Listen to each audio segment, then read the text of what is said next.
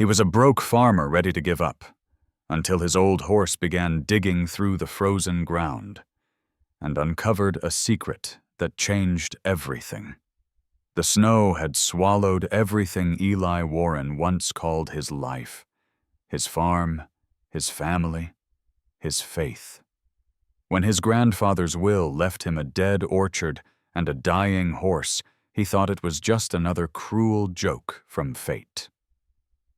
But one night, that horse began digging, and what it unearthed beneath the frozen soil would rewrite everything Eli believed about loss, loyalty, and the power of remembering. The morning light over Vermont was a dull silver, the kind that makes the world look like it's holding its breath. Snow fell slow and silent, blanketing the fields where nothing had grown for years. Inside a tiny cabin at the edge of town, Eli Warren sat by a stove that hadn't burned right since Christmas. He held a chipped mug of coffee gone cold, staring at the steam that wasn't there. Life had a way of shrinking on him, one mistake, one debt, one disappointment at a time. He'd once been a mechanical engineer in Burlington, the kind of man who fixed other people's broken machines. Now, at 48, he couldn't even fix his own life. His wife had gone to stay with her sister out west, saying she needed air. Their son's accident still sat between them like a wall. So Eli stayed behind, working odd jobs, living quieter with every passing season. That morning, a knock came at the door, a sound so unexpected it startled him. The mail never came this far anymore. When he opened it, a man in a green parka handed him an envelope sealed in wax. "You're Eli Warren?" the courier asked. Eli nodded, and the man just said, "Sign here," before walking back into the snow.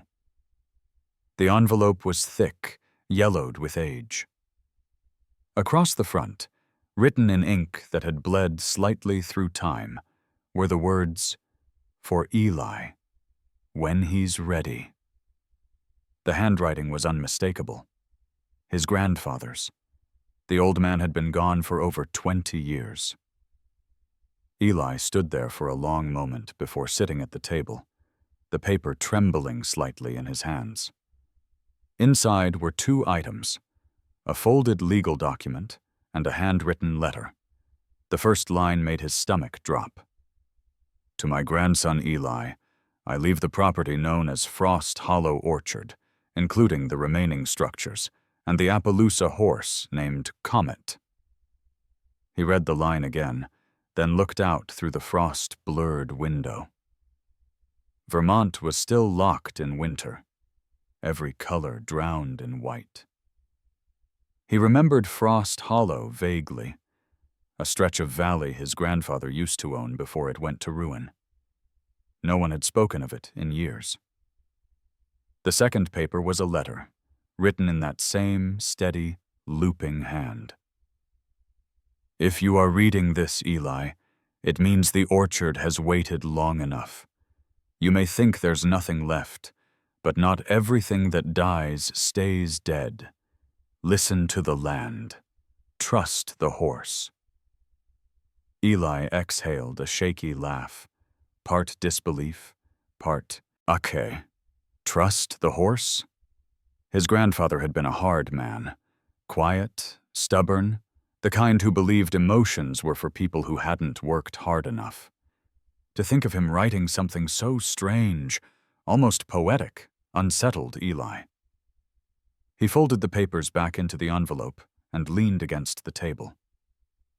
The wind pressed against the cabin walls, making the old wood groan. Outside, the snow kept falling in soft, steady waves.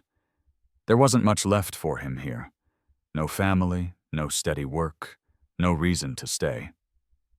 Maybe Frost Hollow was just another dead place, but at least it was his. At least it was somewhere. He packed what little he owned into the back of his pickup, a toolbox, a duffel bag of clothes, a thermos of coffee that would taste like rust by afternoon. The engine coughed to life with a reluctant growl. As he drove down the county road, the radio crackled with static, then faded completely. By the time he reached the first rise of the valley, the world was swallowed in gray. The orchard lay beyond the ridge, buried under snowdrifts, waiting. He didn't know what he expected to find. Maybe a collapsed barn, maybe nothing at all. But when he crested the hill, he saw it. A spread of leafless trees clawing at the sky, their branches heavy with ice. The air was sharp enough to sting. And there, near a broken fence, stood a horse. White and gray, motionless, watching him. Eli slowed the truck, the tires crunching over the frozen ground. The animal didn't move. Its mane whipped in the wind, but its body stayed still, as if carved from the same frost that covered the earth. He cut the engine and stepped out. His boots sank deep into the snow. The world went quiet, except for the sound of his breath. He took one cautious step toward the fence. The horse flicked its ears but didn't back away. "Comet," Eli murmured, testing the name like it belonged to someone from another life. The horse blinked. Slow. Deliberate. For a moment, their eyes met. One man hollowed out by loss. One creature, too old to fear. The silence between them stretched, filled only by the whisper of falling snow. Eli pulled his coat tighter and turned toward the house that leaned in the distance. "You and me both, old boy," he said softly. "Looks like we're what's left." He started walking. Behind him, the horse let out a slow breath that curled into the air like smoke, then pawed once at the frozen ground, leaving a dark mark on the white. Eli didn't see it, but Comet kept pawing, steady, patient, as if the earth itself had something it wanted to say. The road to Frost Hollow wound through hills buried under snow, the tires of Eli's pickup crunching over ice like old bones. The heater had given up halfway through the drive, so he wrapped himself in an old flannel jacket and breathed clouds onto the windshield. Vermont stretched around him. White fields, bare maples, the occasional farmhouse with smoke rising thin from a chimney. Every mile carried, the same quiet that followed him everywhere now, a quiet heavy enough to fill the cab. By noon, the sky had turned pewter, the kind of gray that made it impossible to tell where heaven ended and earth began. His GPS had long stopped working, but the name Frost Hollow wasn't hard to find. A hand-painted sign stood half-buried beside the road.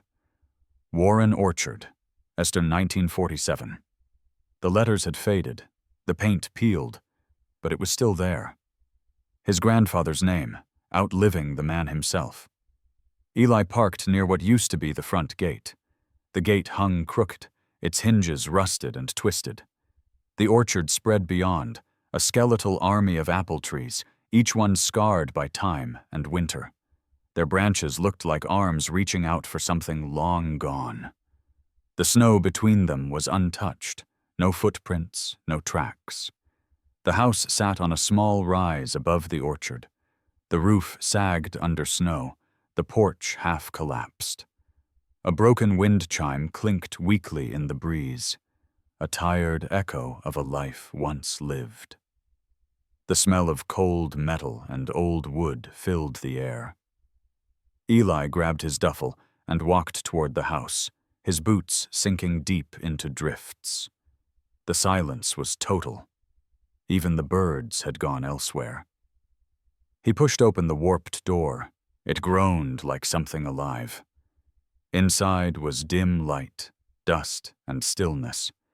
The air smelled faintly of apples, mold, and memory.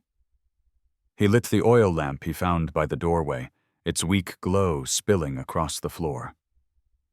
A few pieces of furniture still stood, A table with one leg braced by books, a chair missing its seat, a shelf lined with jars clouded by age.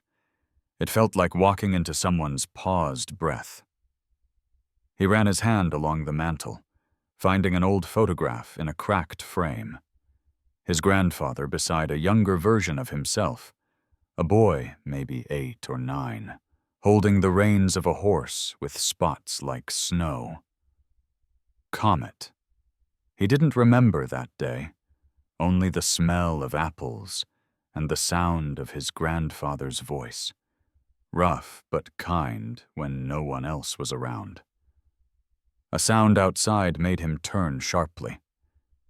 A low thump. Then another. He stepped to the window. Through the veil of falling snow, he saw Comet standing by the fence again, head lowered, pawing at the ground. The same deliberate motion he'd seen earlier. Eli squinted. "What are you doing out there, old man?"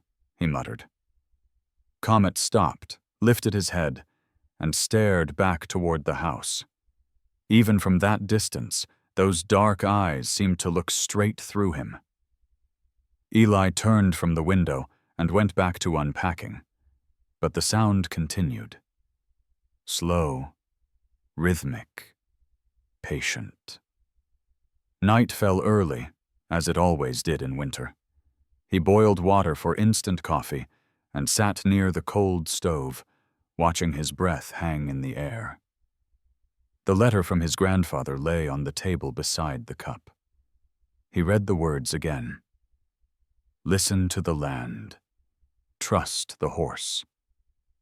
Outside, the wind rose. The orchard moaned softly, branches rubbing like whispers. The sound stirred something uneasy inside him. He opened the back door just enough to peer into the dark. The moonlight cast everything in blue and silver.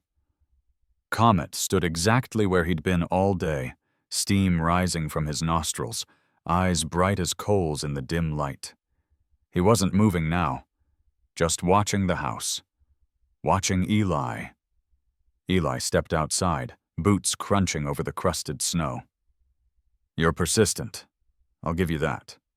His voice sounded small against the wind. The horse flicked an ear, but didn't move.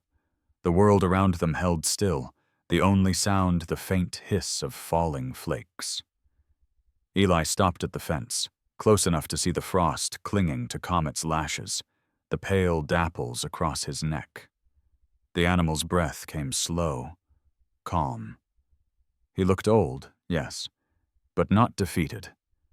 There was a quiet strength there, something that stirred a half-forgotten respect inside Eli. He reached out a hand, then hesitated. "Guess you're all I inherited that's still breathing." The horse blinked, almost in acknowledgement. Eli let his hand drop and sighed. "We'll figure something out," he said softly. "I don't know what yet, but something." He turned to head back to the house. Behind him came a deep, hollow sound. Comet pawing again, one steady beat against the frozen ground. Eli stopped, but didn't look back this time. He just listened. The rhythm of hoof against earth seemed to echo under his ribs, like the orchard itself was still alive, waiting for someone to answer. When he closed the door, the sound stopped.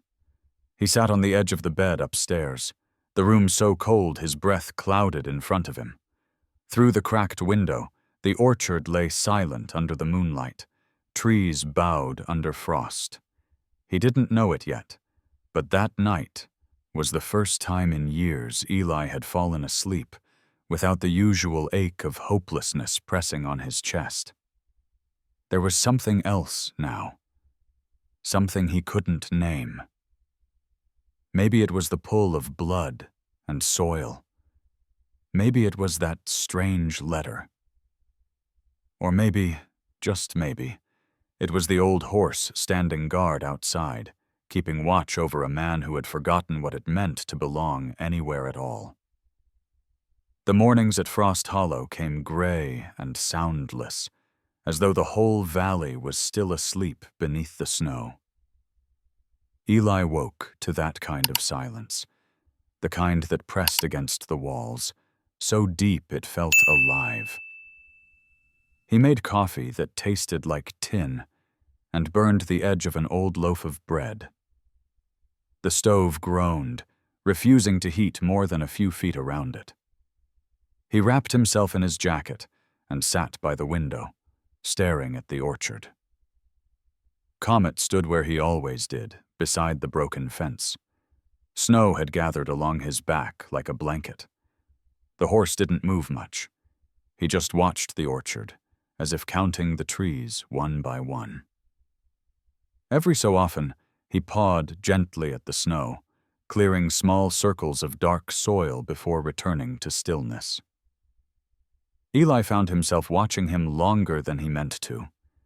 It was strange, he thought, how two creatures could share the same space and yet live in different worlds, one bound to the past, the other running from it. He spent the day cleaning what he could of the old house. Dust thick as flour coated the furniture.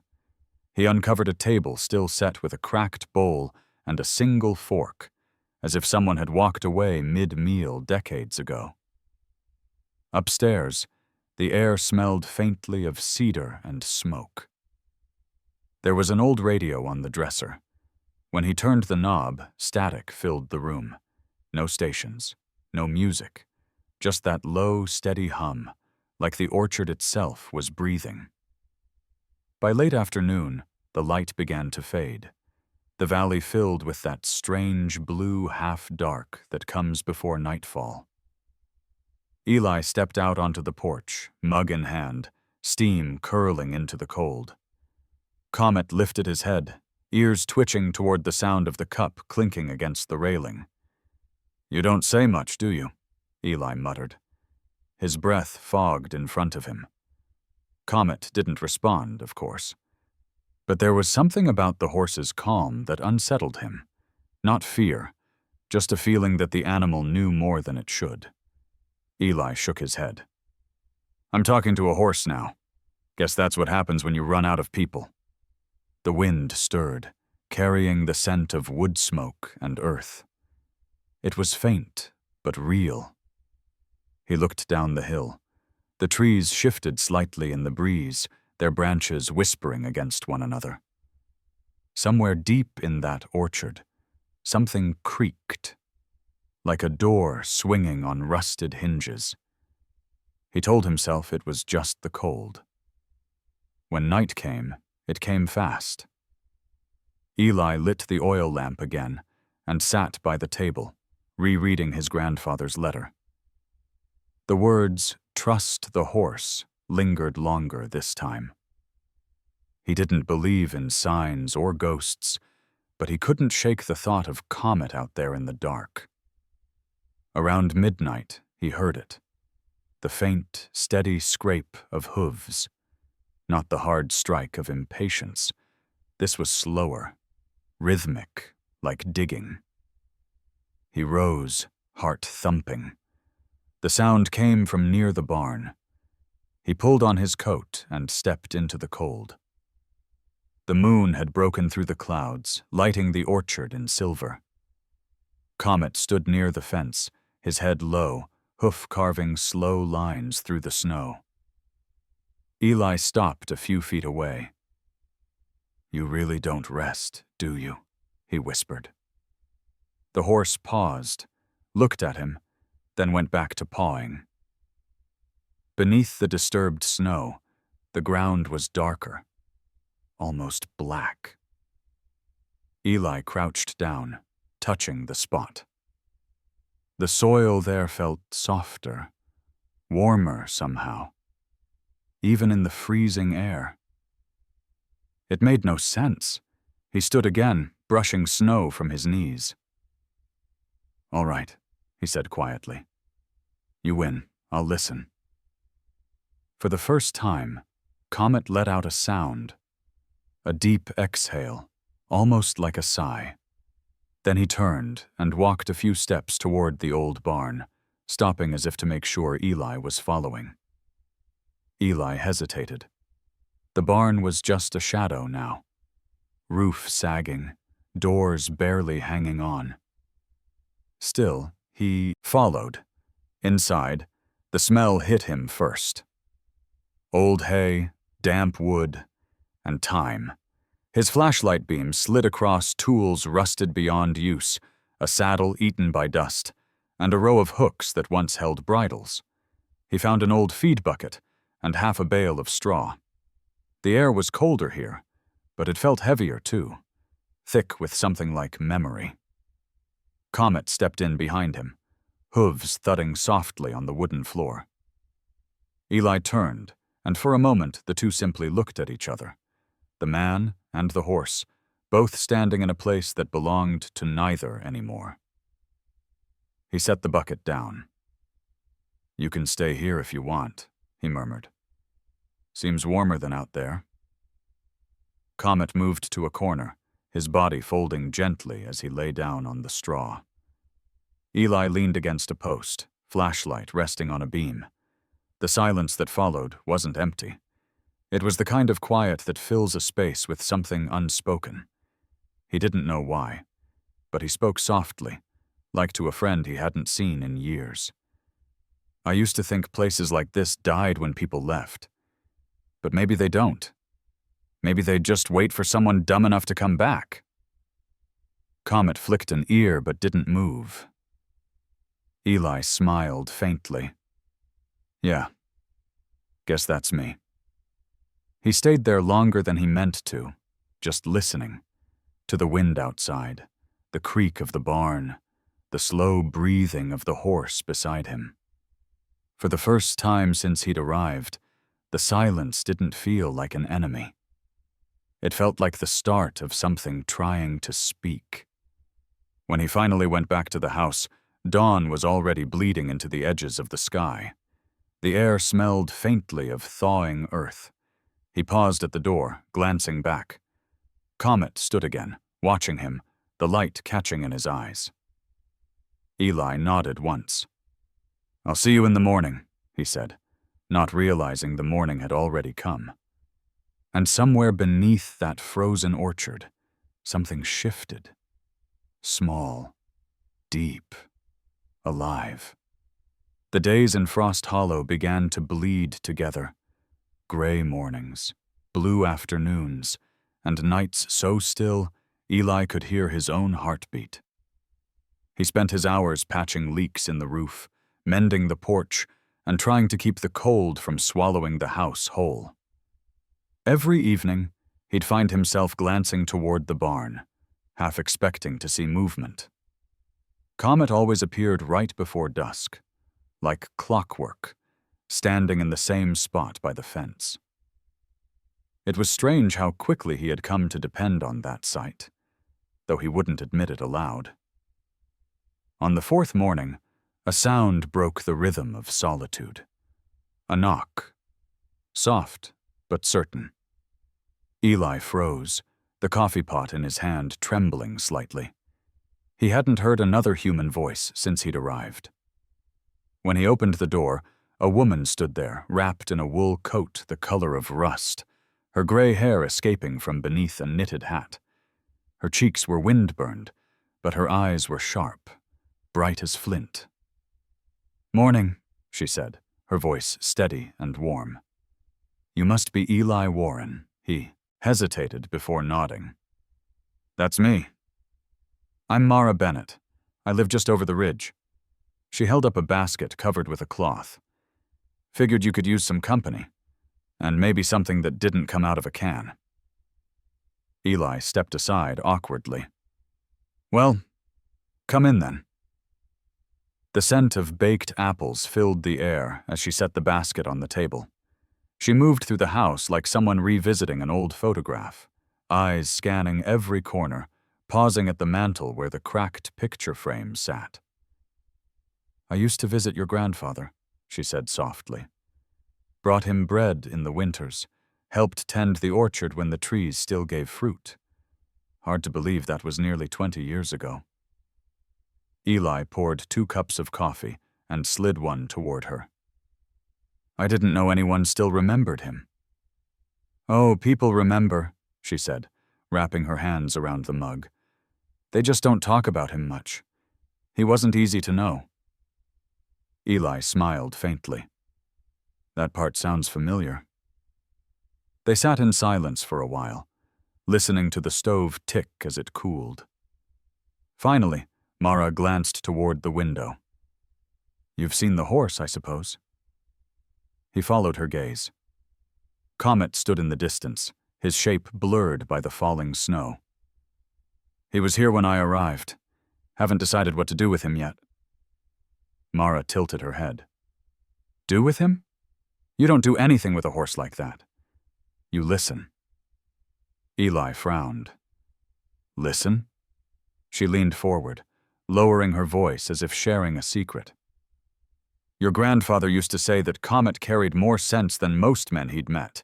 He'd talk to that horse for hours, said it understood things people wouldn't. Eli laughed, a short, dry sound. My grandfather was a lot of things, but sentimental wasn't one of them. Maybe not sentimental, Mara said, smiling faintly. But he believed in signs. Said some creatures carry memories in their bones. The land listens through them. Eli shook his head. Sounds like something old folks say when they've been alone too long. She didn't argue. Instead, she stood and walked to the window, her reflection faint in the glass. Maybe. But that horse never left this place, not even after he died. Fed himself through winters so cold the pipes burst. He stayed. Outside, Comet shifted, ears flicking toward the house as though he'd heard his name. The sight sent a strange ripple down Eli's spine. He set his cup down, the porcelain clinking softly. Maybe he's just stubborn. Mara smiled.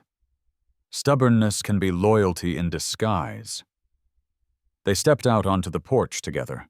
The snow had eased, and the light over the orchard turned pale gold. Mara pulled her coat tighter, looking out over the land. Your grandfather loved this valley, said it was alive, even when everyone else called it dead. He used to whisper to those trees like they were family. Family didn't mean much to him, Eli muttered, eyes on the horizon. Maybe not in words, she said quietly. But he left you this place, didn't he?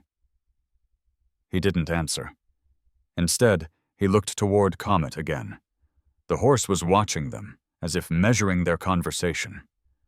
Mara turned to leave, but paused at the steps. He used to say something I never forgot, she said. Said the orchard keeps its truth buried until someone with the right heart comes back to listen. Maybe that's you. Eli shook his head. I came for the property, not a ghost story. Mara chuckled softly. Ghosts are just memories that refuse to lie still. She started down the path, boots crunching through the snow. If you ever need help, I'm just over the hill. And if you start hearing the land whisper, don't be too quick to call yourself crazy. Eli watched until she disappeared beyond the ridge. The valley felt different after she left. Less empty, somehow heavier with unspoken things. He turned back toward the orchard.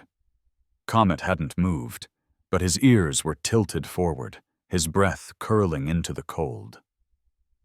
For the rest of the afternoon, Eli worked quietly, repairing a window, shoveling snow from the porch, anything to keep his thoughts from circling back to her words. But as dusk fell, he caught himself glancing toward the fence again. The horse was still there, exactly where it had been, one hoof planted in the snow, the other resting on the patch of dark earth he'd been pawing for days. Eli stared a long moment, then whispered under his breath, "What do you want me to hear?" Comet lifted his head, eyes catching the last of the light. The silence that followed wasn't empty. It was expectant. That night, as Eli lay in bed, the valley breathed in time with him. The wind sighing through the orchard, the faint groan of old wood, and somewhere the slow, steady rhythm of a horse shifting in the dark. He dreamed of his grandfather's voice, low and distant. Listen to the land. Trust the horse. When he woke before dawn, the words lingered like smoke. He looked out the frosted window toward the orchard and saw Comet already moving, scraping his hoof across the snow-covered ground. Each motion revealed a little more of the earth beneath, a darker patch spreading wider with every stroke, as if the past itself was clawing its way back into the light. That night the temperature dropped hard, 20 below, maybe more. Frost clung to the windows inside the house like veins of ice, each breath turning to fog. Eli couldn't sleep. He lay under a pile of blankets, listening to the wind comb through the orchard, the creak of old boards, the occasional groan of snow sliding off the roof. Vermont winters had a way of making even silence sound alive. Just past midnight, a noise cut through the stillness, soft, deliberate, rhythmic. Not the wind, not the settling of wood. He knew that sound now, the slow scrape of hoof against frozen ground. He sat up, heart thumping. Through the thin walls, the sound kept going. One scrape, pause. Another. Eli pulled on his boots and coat, grabbed the flashlight, and stepped outside. The cold hit him like a slap. The sky was clear now, the stars brittle and sharp above the valley. The orchard gleamed silver in the moonlight, each branch traced with ice. And there, by the fence near the old maple, stood Comet, his head low, working at the snow with steady insistence. Eli walked closer, boots crunching through the crusted surface. "You trying to dig your way to spring?" he muttered. Comet didn't flinch.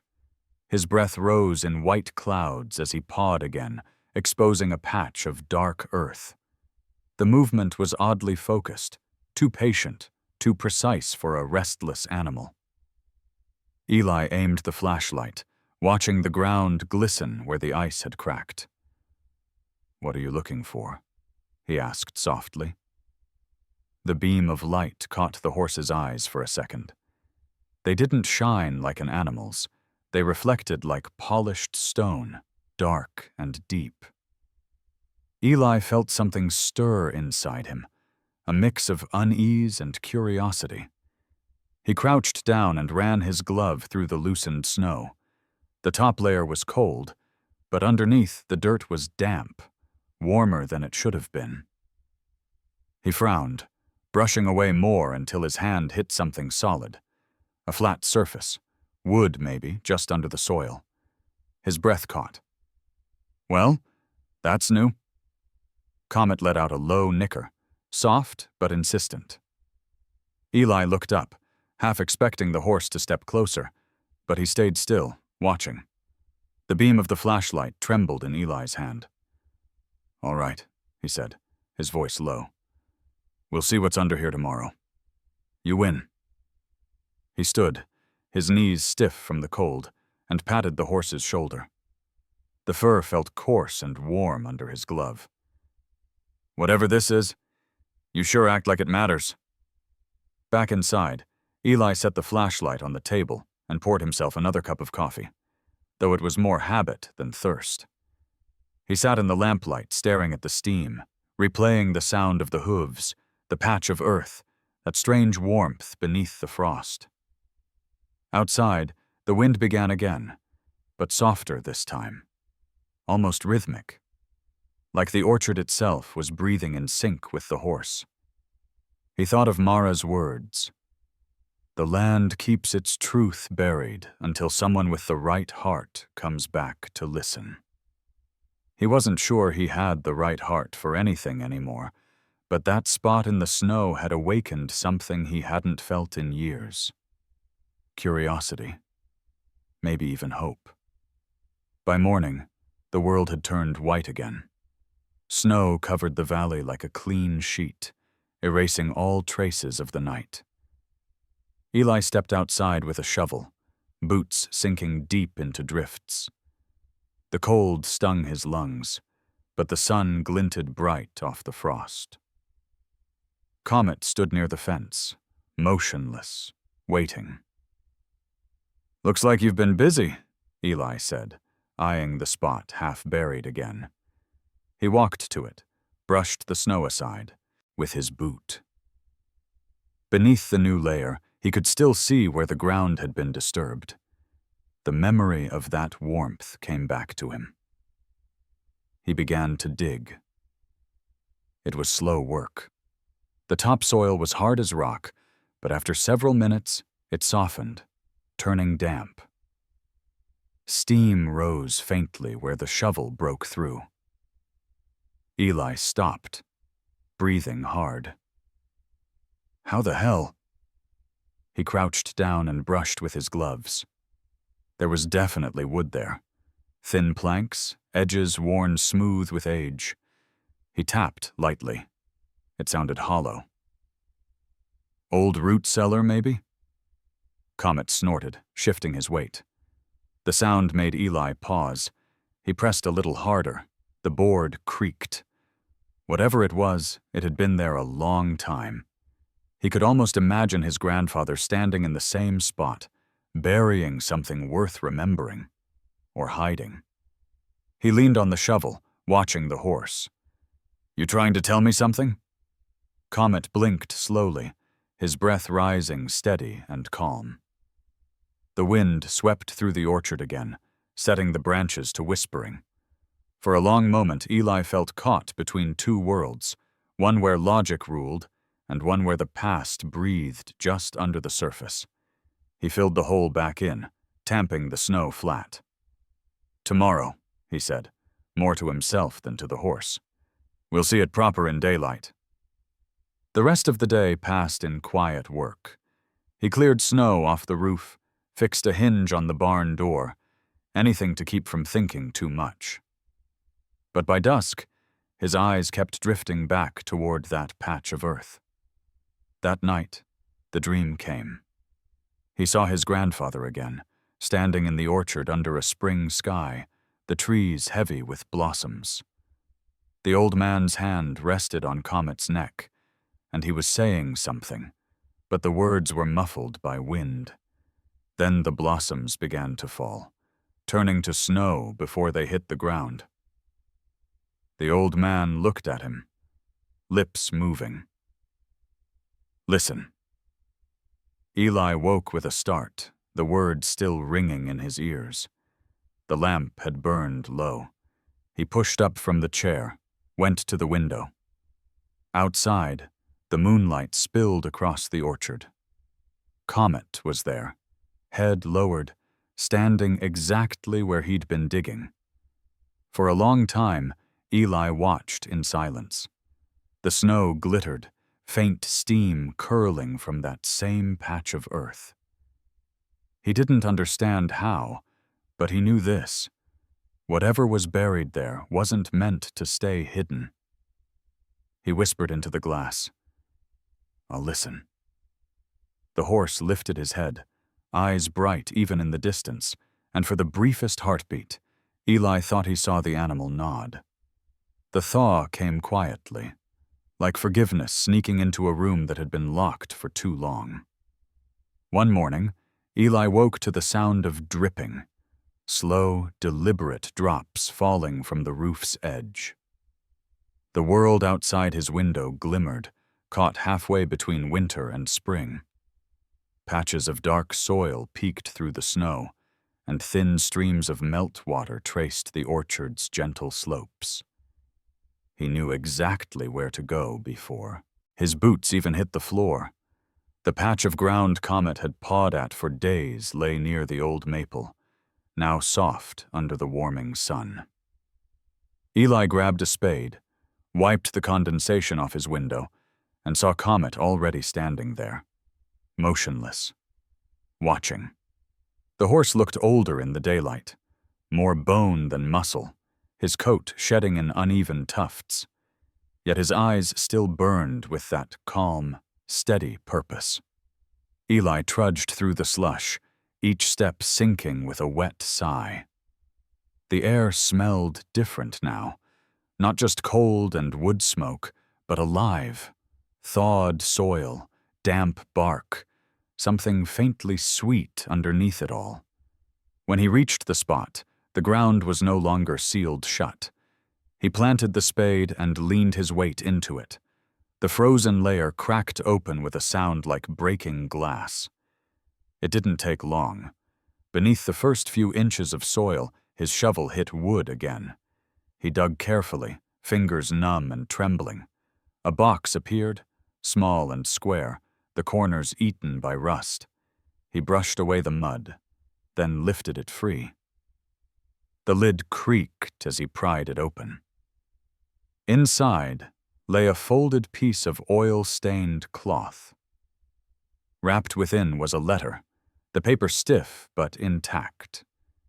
The ink had bled slightly, but the handwriting was still there, strong, deliberate, unmistakably his grandfather's. Eli's breath caught. He crouched in the melting snow, holding the letter close, and read. "If you've found this, it means the orchard still breathes. They took what was ours, Eli. They called me a fool for staying, but I stayed because truth belongs to those who keep it alive. The land remembers. The horse remembers. Listen to him." Beneath that, a second paragraph trembled, ink smudged by what might have been tears or rain. "I left a key with Mara Bennett. She'll know where. Do not sell the orchard. There are things buried here worth more than money, worth the name you carry." Eli folded the letter slowly, the edges cracking like old leaves. The sunlight broke through a thin veil of cloud, glinting off the wet ground. He looked up at Comet. The horse stood perfectly still, tail flicking once against the wind. "You knew," Eli whispered. "All this time, you knew." Comet shifted, pawing once at the earth, the same deliberate motion as before. Eli couldn't help but laugh softly, shaking his head. "Guess I owe you an apology. I thought you were just restless." He looked back at the letter, reading the words again and again. The horse remembers. What kind of man trusted an animal with something this big? And yet, wasn't that exactly what had happened? Decades had passed, and the horse had never left, never wandered, never forgotten. Eli slipped the letter inside his jacket and walked to the house. The sunlight followed him through the orchard, each step leaving dark impressions in the slush that filled with water as fast as he made them. Inside, he spread the letter on the table, careful not to tear it. The handwriting seemed to move under the lamplight, each line reaching out of the past. Mara's name jumped out at him. He thought of her quiet eyes, the way she'd looked at the orchard, like it was an old friend she couldn't stop worrying about. "A key," he murmured. "You've got a lot of secrets, old man." The phone sat on the counter, dusty from disuse. He turned it in his hands, thumb hovering over the dial. He hadn't called anyone in months, but before he could decide, a sound made him freeze. Hoofbeats. Slow, steady, too close. He stepped to the window. Comet was at the porch again, his shadow long in the afternoon sun. The horse pawed once, then looked toward the orchard, toward the tree line where the snow still lingered in the shade. "What now?" Eli said softly. "Another secret?" Comet let out a low rumble, almost like an answer. Eli pushed the door open and stepped outside, boots splashing in puddles. The horse turned his head toward the same spot again. Farther down the hill, the snow shimmered, and beneath it something caught the light. Metal, faint, but clear. Eli followed the line of sight, his pulse quickening. He waded through the slush, each step louder than the last. Near the base of an old tree, the ice had cracked open around a small metal latch sticking out from the earth.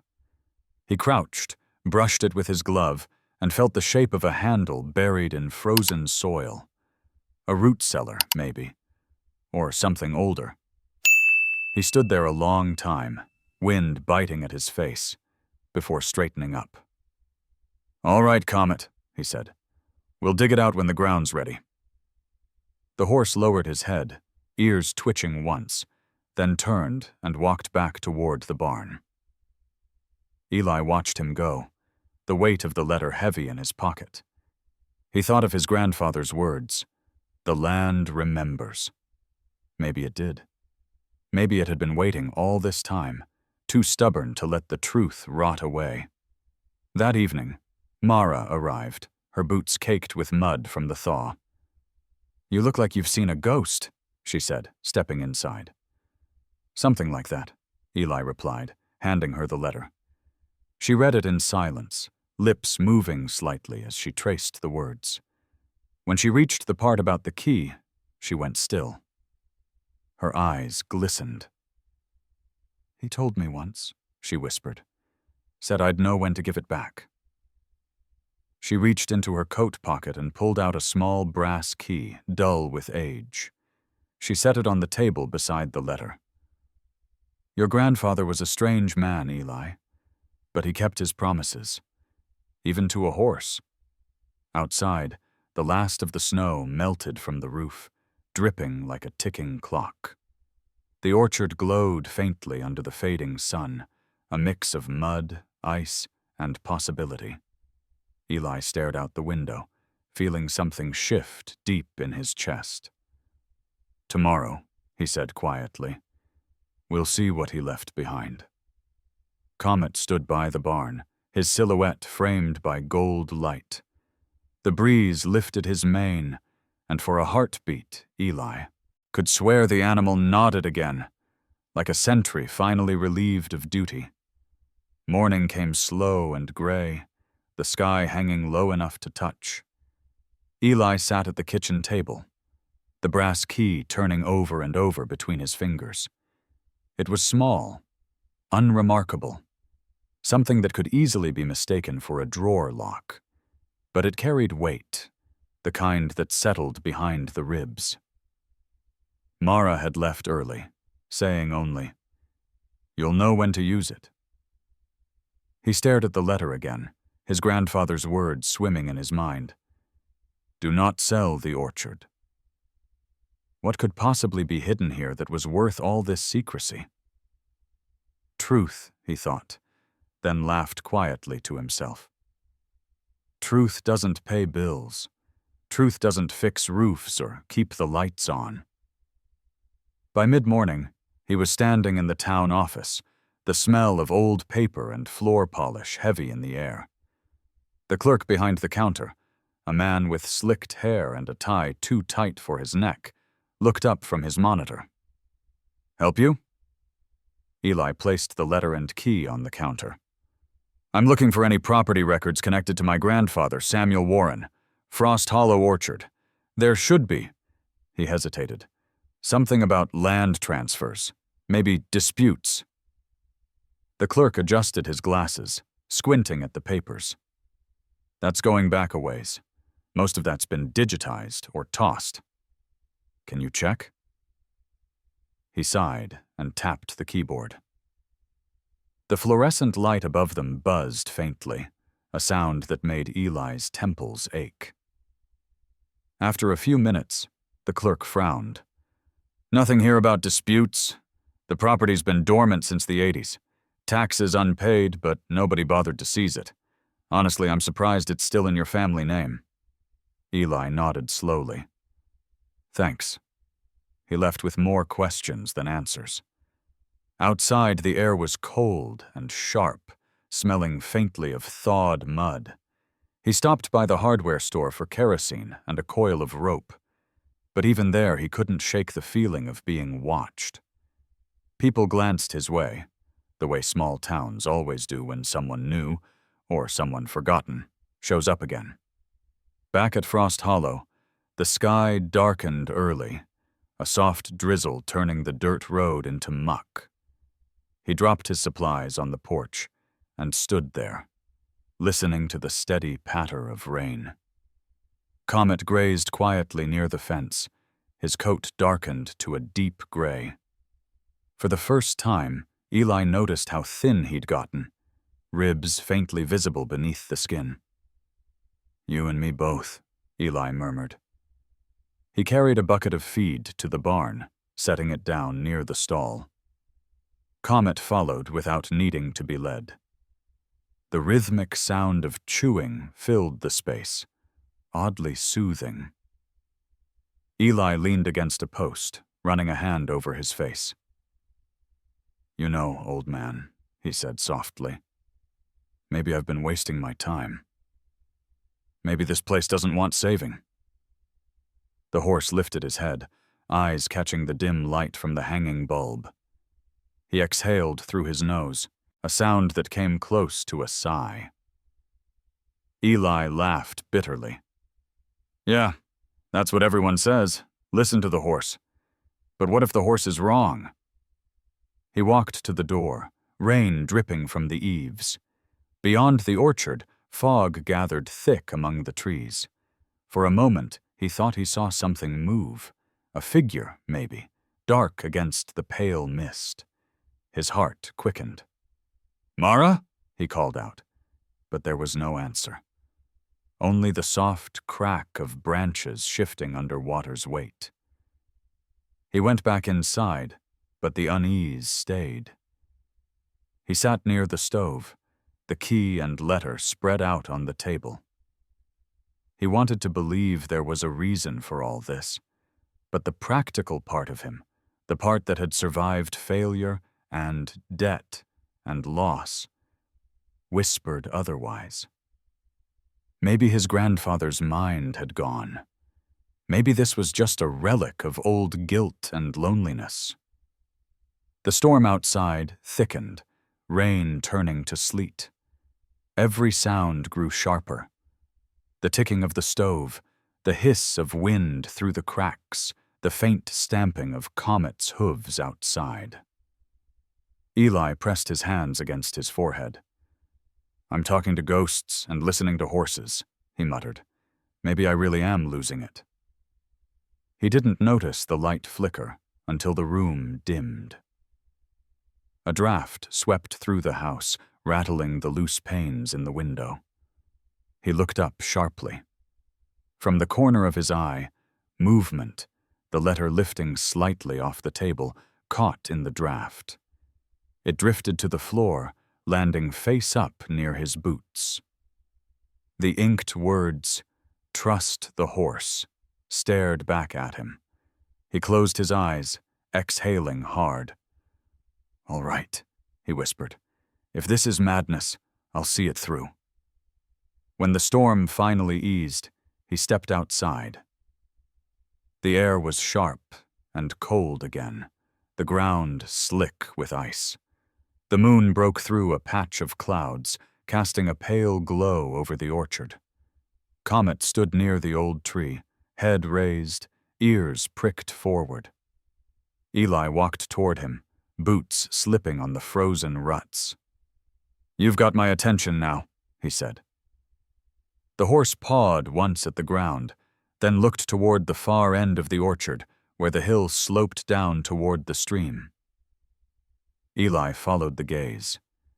There was something different there tonight, a faint glimmer of light beneath the trees, like reflection on wet glass. He hesitated. "You're not leading me into a hole, are you?" Comet turned his head back, watching him with that same patient stare. Eli sighed, grabbed the flashlight from his coat, and made his way down the slope. The mud clung to his boots, each step heavier than the last.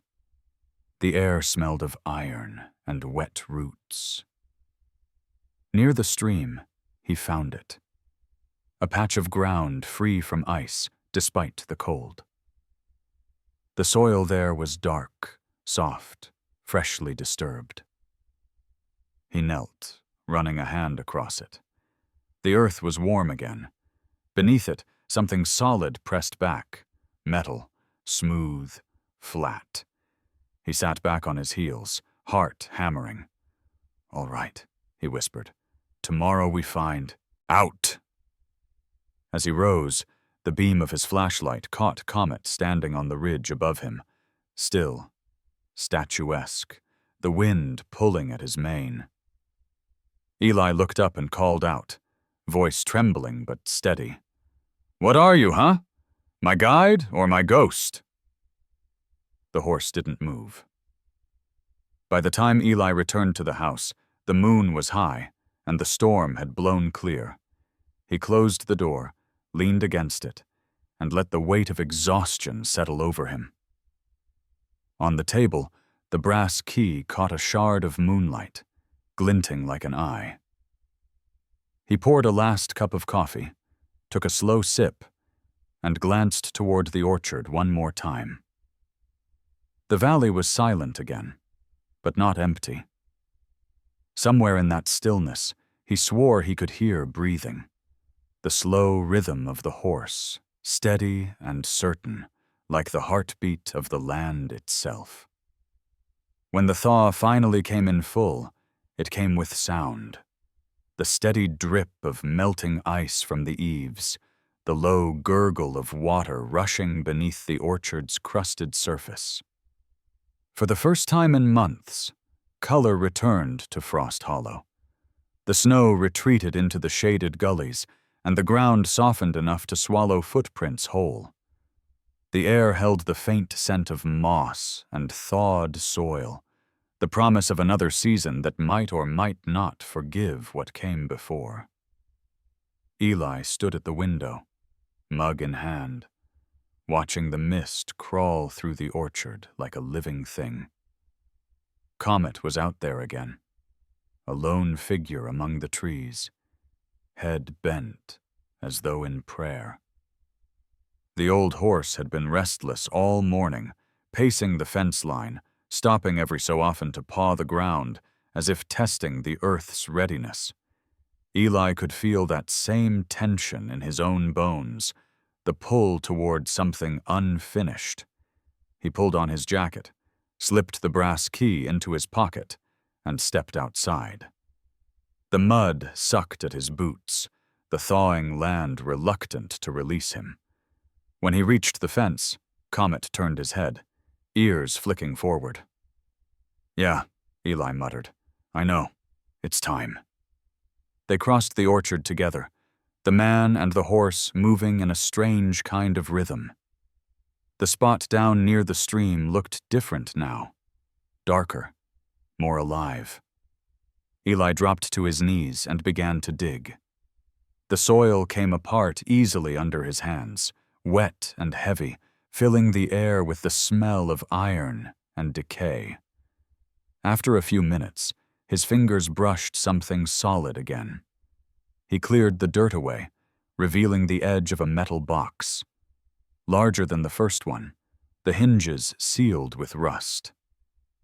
He hauled it out with effort, muscles burning from the strain. The sun broke through the clouds just as he cracked it open. Inside, wrapped in oilcloth, were papers, maps, deeds, and letters yellowed by time. Beneath them, a smaller wooden case with a lock the size of the key in his pocket. Eli froze. His breath came slow as he slid the brass key into the lock. It turned with a soft click, smoother than he expected. The lid lifted easily. Inside were stacks of documents, each marked with official seals, land transfer records, contracts, and names he didn't recognize. Some pages bore his grandfather's handwriting, others typed letters with government insignias long faded. At the bottom lay another letter, shorter, written in a hand that shook but refused to break. "They'll come for it if they know, Eli. Not for the land, for what it hides. But truth doesn't rot. Let it breathe again when you're ready. Trust the horse. Eli stared at the words until they blurred. He remembered the men at the county office, the way the clerk avoided eye contact, the gap in the records. He thought of his grandfather living out his days here alone, guarding something nobody else believed in.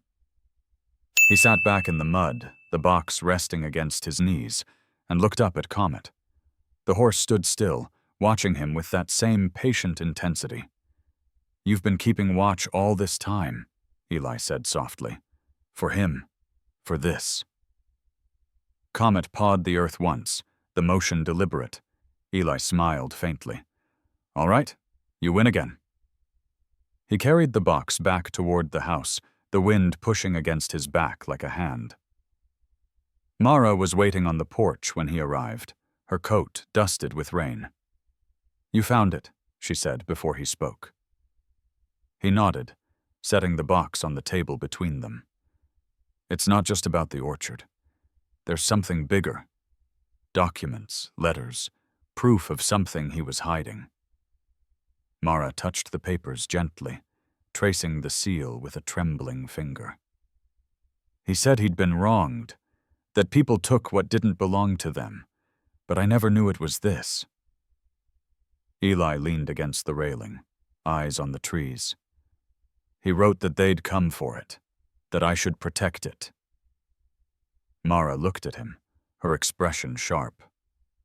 "Do you believe him now?" He hesitated, then nodded. "Yeah, I think I finally do." For a while, neither spoke. The orchard creaked under the weight of wind, branches rubbing against one another like old bones. Then Mara said quietly, "You can't keep it buried again, Eli. The truth dies that way." "I don't even know what it means yet." "Then find out," she said. "But don't do it alone." As she turned to leave, Comet stepped out from behind the barn, his coat glistening with melting rain. He stopped near the porch, eyes fixed on Eli. The horse looked older than ever, but there was still something unbroken in him, a defiance that time couldn't wash away. Eli stepped down, closing the distance. He placed a hand on Comet's neck, feeling the warmth beneath the damp fur. "You did your part," he said quietly. "Guess it's my turn now." Comet exhaled softly, a warm breath that fogged in the cool air.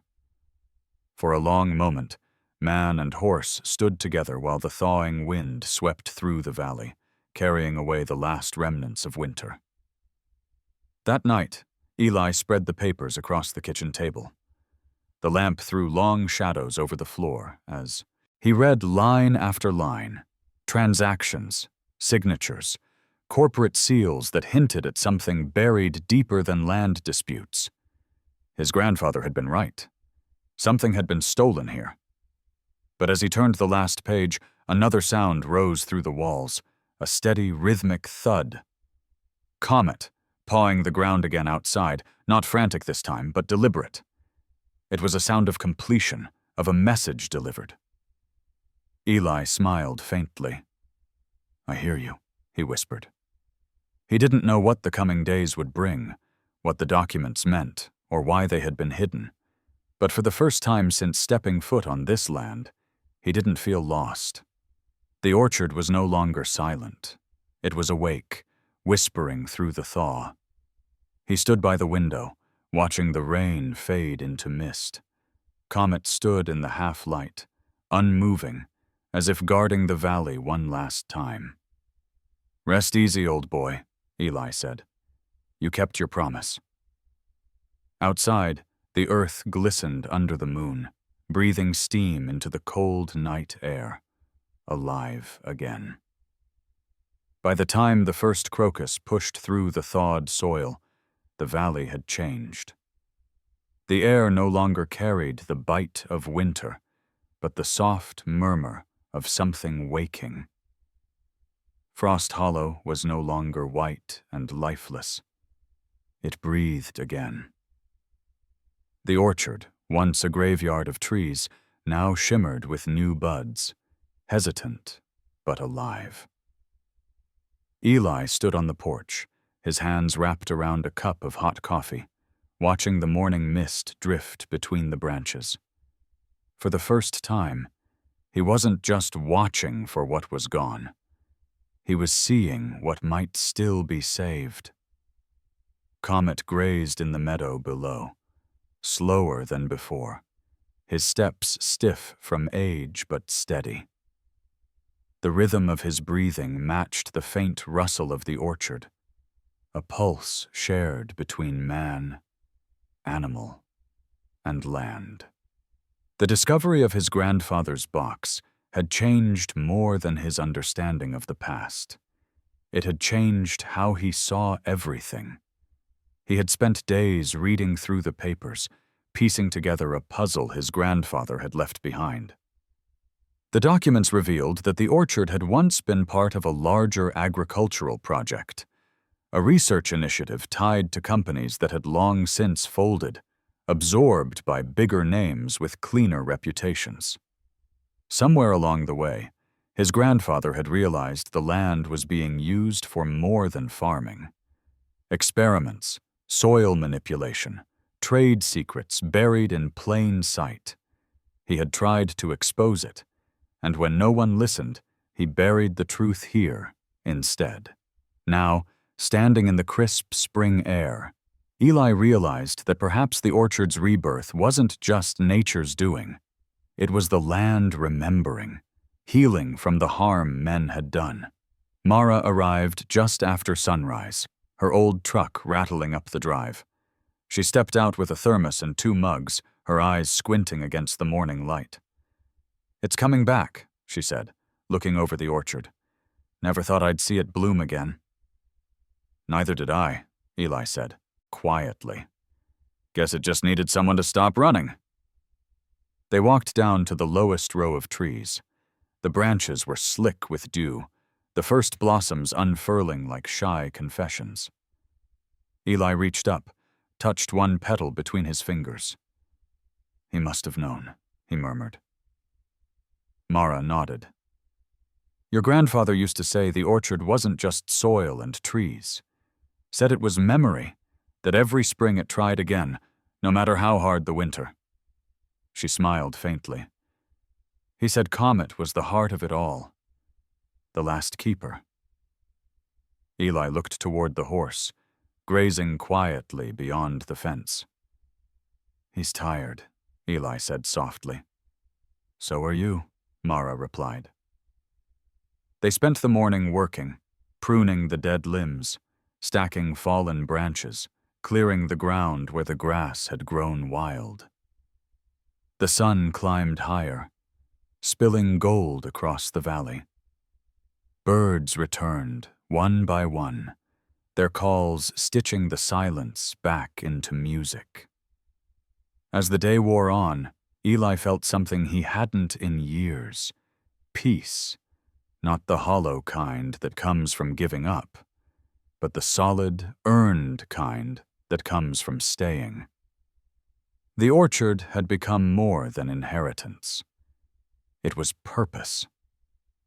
That afternoon, while Mara prepared lunch, Eli sat in the shade of an old tree, the one that had stood longer than any of them. Comet wandered over, his steps slow but sure, and stopped beside him. The horse lowered his head until his breath warmed Eli's shoulder. Eli smiled. "You've been patient with me, old boy." Comet blinked, his gaze distant but knowing. The lines around his eyes looked softer in the light. Eli reached up, running a hand along the coarse mane. "He said to trust you." "I guess I finally did." The wind stirred then, scattering the blossoms. They swirled around them, white petals against the dark bark, the sound of the world beginning again. Mara came down from the house, carrying a plate in one hand, her steps careful over the uneven ground. "Lunch," she called. "Though you might have to share with your friend there." Eli laughed, a quiet sound, but real. He's earned it.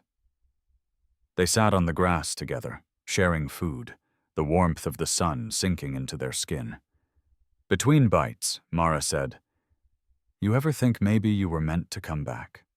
Not just for this place, but for yourself?" Eli looked around, the orchard stretching out like a story finally being told. "I used to think coming back meant failure," he said. "Now it just feels like forgiveness." The breeze carried the scent of new blossoms. Comet shifted, lowering himself carefully onto the grass nearby. He lay there, the earth beneath him soft, his eyes half closed in the sunlight. Eli reached over, resting a hand on his shoulder. "Take a rest, old friend," he whispered. "You've done enough." They stayed like that until evening, the light turning amber, shadows stretching long. The air cooled, and somewhere down the valley, the creek began to sing again later that night. Eli stood on the porch alone. The sky was clear, filled with stars sharp as glass. The orchard shimmered under the moonlight, the blossoms pale and endless. He felt his grandfather's presence not as a ghost, but as a quiet echo, a reminder that the best legacies aren't built in noise, but in patience. Inside the barn, Comet shifted once, his hooves brushing the hay. The old horse's breathing was steady, deep, like the rhythm of the earth itself. Eli leaned on the railing, whispering, "We made it, didn't we?" For a heartbeat, it felt like the valley answered. The wind rose gently, stirring the blossoms. In the distance, the call of an owl floated through the night, a reminder that even endings can be peaceful when they arrive in their own time. The first true morning of summer came soft and slow, the sky washed in pale gold, the air heavy with the scent of apple blossoms. Dew clung to the grass like tiny mirrors, and the world felt new in a way that only comes once each year. Eli woke before sunrise, the light slipping through the curtains in thin ribbons. The house no longer felt hollow, it breathed again, filled with the faint hum of bees outside and the whisper of wind against the roof. He dressed quietly, the way people do when they've made peace with silence. Downstairs, the coffee pot burbled, the familiar smell grounding him in the present. He stepped onto the porch, steaming mug in hand, and looked out at the orchard. It was no longer a graveyard of wood and rot, but a living mosaic of color. Petals drifting in the early light, trees stretching toward the sky as if remembering how to hope. Comet was nowhere in sight. The horse usually appeared with the dawn, a ghost among the apple rows. But today, the pasture was empty. Eli felt a faint pull in his chest. Not worry, not yet. Just awareness. He set his cup down, grabbed his jacket, and started walking down the hill. The grass brushed against his boots, damp and fragrant. The sun was just cresting the ridge, spilling light across the valley.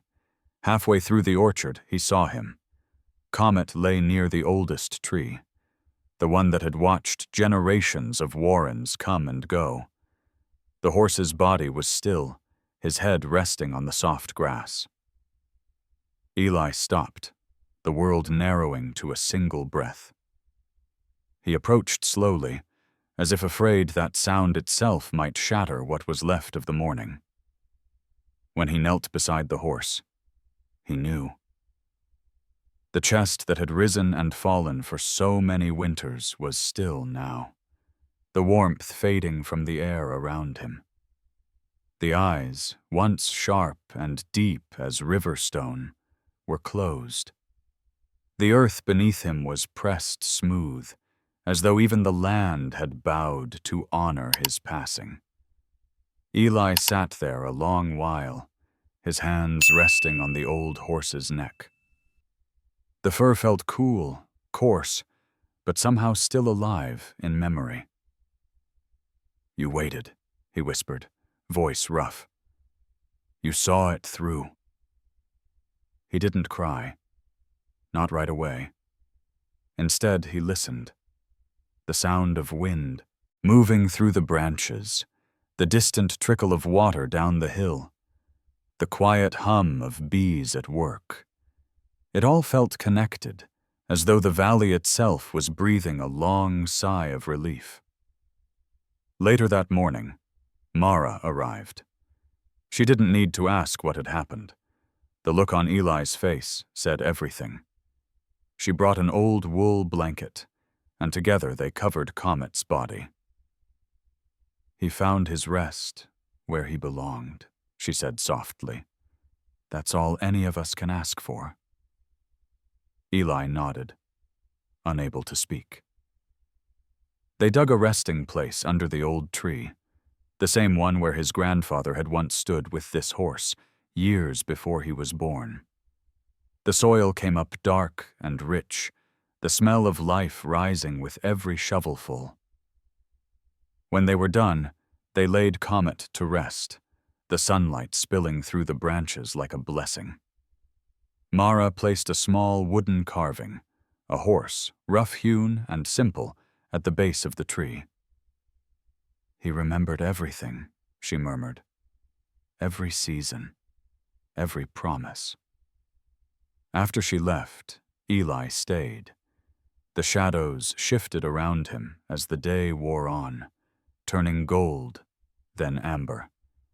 He thought of his grandfather, of the letter, of the secrets and burdens buried in this land. He thought of how Comet had carried them all in silence, asking for nothing in return.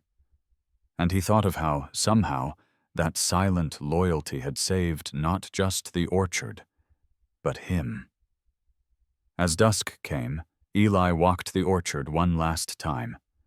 The blossoms glowed pale against the fading sky, petals falling like slow snow. He reached the fence and turned to look back.